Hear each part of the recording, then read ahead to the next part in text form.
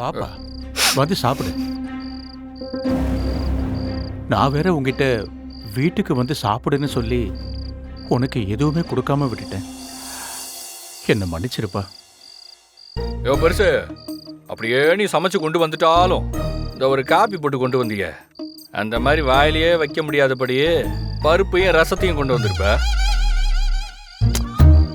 இந்த பாரு, எனக்கு இந்த கறி மீன்லாம் இல்லாம சாப்பாடு உள்ளே இறங்காது, புரியுதா? பாத்தீங்களாப்பா, பரம சாப்பிட்டிருக்க மாட்டான். அவனை சாப்பிட வர சொல்லிட்டேன். அவனுக்கு கொடுக்கணும்னு எவ்வளவு கஷ்டப்பட்டீங்க. அவன் எப்படி பேசுறான் பாத்தீங்களா? இங்க பாரு, என்ன நிலைமை வந்தாலும் சாப்பாட்டை மட்டும் பழிக்கவே கூடாது. சாப்பிடுறது கறியும் சோறும், வாய் கொப்பளிக்கிறது பன்னீர்லன்னு சும்மா பந்தா காட்டுறியா? ஏய், யார பந்தா காட்டுறேன்னு சொல்ற? கலாமா வீட்டுல எனக்கு எப்படியெல்லாம் விருந்து கிடைக்கும் தெரியுமா? எனக்கு பிடிச்ச ஈரல் சமைக்கலன்னு கலாமா வீட்டுல வேலை செய்யறவங்களே வேலையை விட்டு தூக்கிட்டாங்கன்னா பாத்துக்க.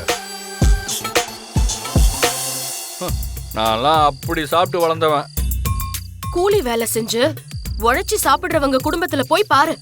விருந்தாளிங்க வந்தா இல்ல ஏதாவது விசேஷம்னா தான் கோழி அடிச்சு குழம்பு வைப்பாங்க.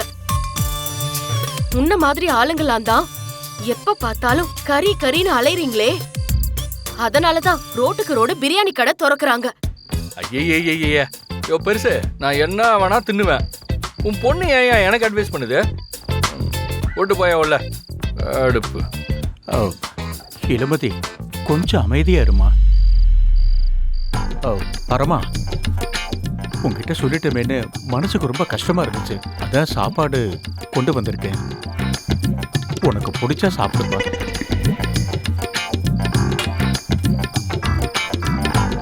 வாமா.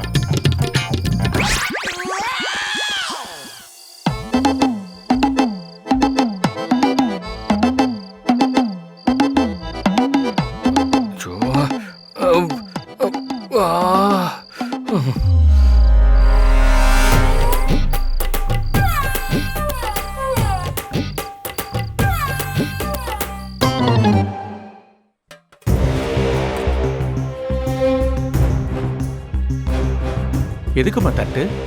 அப்பா, அவன் எப்ப சாப்பிடுவான்னு தெரியாது.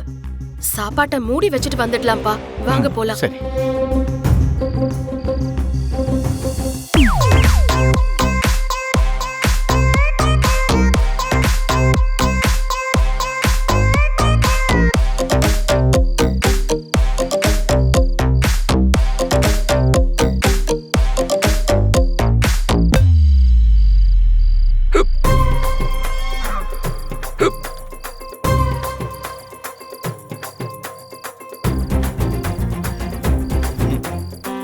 பசிக்கு சாப்பாடு வச்சதுங்க, குடிக்க தண்ணி வச்சதுங்களா?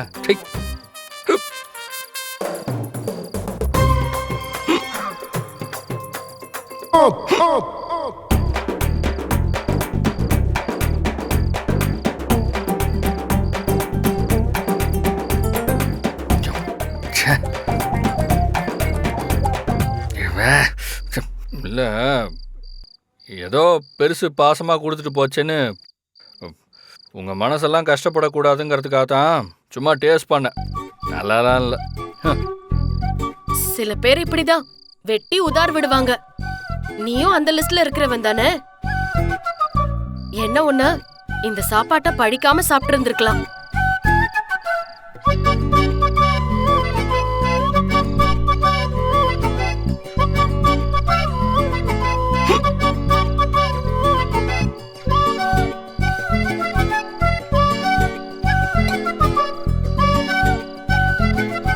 இந்த சண்டை கோழியோட அட்வைஸ் தாங்க முடியல.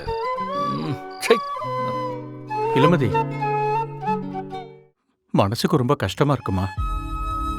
ஏன் உங்க அம்மா இப்படிலாம் நடந்துக்கிறான்னு தெரியலமா. அவ அப்படி பண்றவளே இல்ல. அவங்க பயத்திலயும் ஒரு நியாயம் இருக்குப்பா. அவங்க எல்லாத்துக்கும் சரி சரின்னுட்டு போனா எவ்வளவு பிரச்சனைய சந்திக்க வேண்டி வரும். அதனால நாம ஜாக்கிரதையா இருக்கிறது தான் நல்லது. நீங்க மட்டும்தான் அந்த பரமனை நம்புறீங்க. எனக்கு அவன் மேல நம்பிக்கையே இல்லப்பா. அவன் என்ன கொஞ்ச நெஞ்ச காரியத்தையா செஞ்சிருக்கா? துணிங்க காணாம போன விஷயமா இருக்கட்டும், அன்னைக்கு அவன் வீட்டுக்கு வந்து மிரட்டினதா இருக்கட்டும், நான் எவ்வளவு அசிங்கப்பட்டு கூனி குறுக்கி நின்ன. அதெல்லாம் ஏன்பா நீங்க யோசிக்கவே மாட்டேங்கிறீங்க?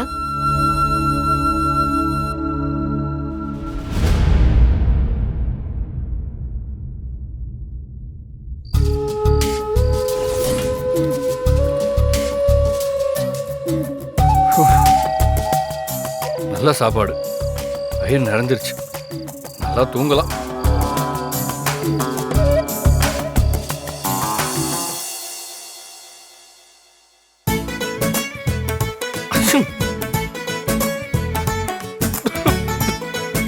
வா, தாங்க முடியலையே.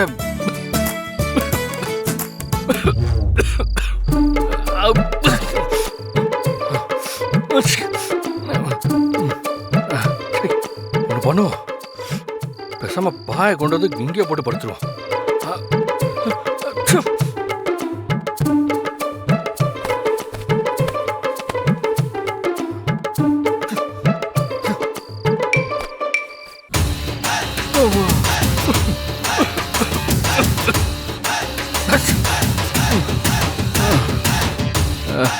உள்ள இருந்தாதான் இருமல் வருதுன்னு பார்த்தா இங்க வந்து இருமல் வருது.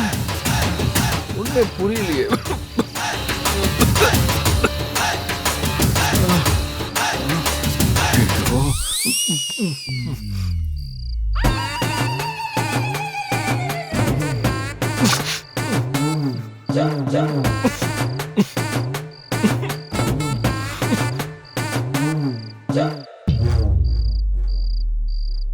உனக்கு ரவுடித்தனம் தான் பண்ண தெரியும்னு நினைச்சேன்.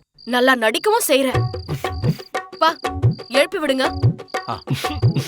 தம்பி வரமா?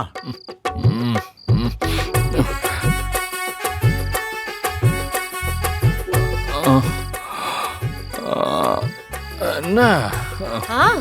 உன்னோட நடிப்புக்கு ஆஸ்கார் விருதே கொடுக்கலாம் போல இருக்கு. இவ்ளோ நேரம் மொளகா நடிக்க தும்மிட்டும் இருமிட்டும் இருந்துட்டு இப்ப நாங்க வந்ததும் தூங்குற மாதிரி நடிக்கிறியா? நடிக்கிறதுக்கு இவ்ளோ தூரம் அறிவு இருக்குல்ல. மொளகா நெடி ரூம்குள்ள இல்ல, அத காய போட்ட பாயில இருக்குன்னு அறிவு கூடவா இந்த புத்திசாலிக்கு இல்ல? ஏய், என்ன? மொளகாய காய போட்ட பாயில படுத்துக்கிட்டு இருமிக்கிட்டும் தும்மிக்கிட்டும் இருந்தா என்ன அர்த்தம்? ஐயோ, அப்ப இந்த பாய் தான் பிரச்சனையா? ஆமா. எந்திரி. எந்திரிப்பா.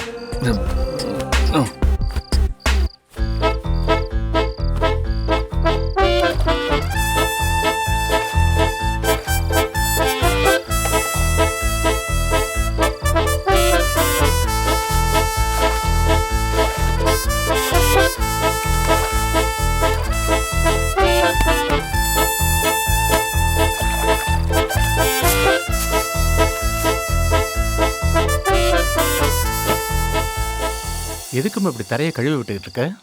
மொளகா நெடி போகணும் இல்லப்பா, அதான். ம். அப்பா, பாய கழுவிட்டேன், நீங்க போய் கட்டில எடுத்துட்டு வந்து போடுங்க. சரிம்மா.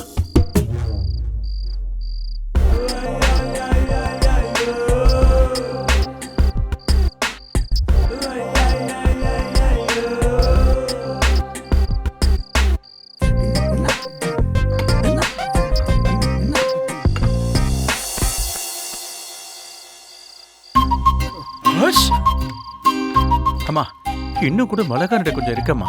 என்னம்மா பண்றது? கொஞ்சம் இருங்கப்பா, இதோ வந்துடுறேன்.